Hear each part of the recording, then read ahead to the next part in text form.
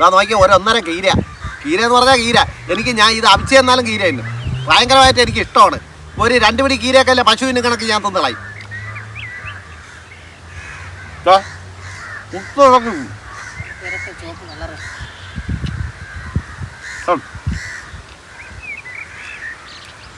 കിഴങ്ങിൻ്റെ colour കണ്ടോ?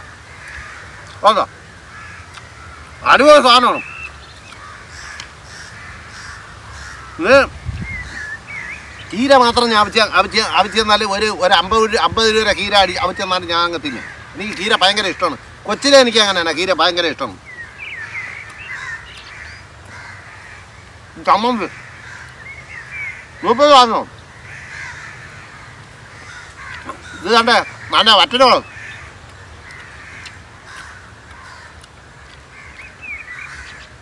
ഇനി കീര ഉണ്ടോ? ഇല്ല, വേഗത്തുണ്ടോ?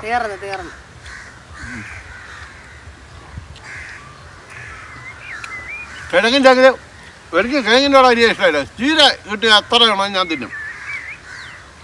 അല്ല അത്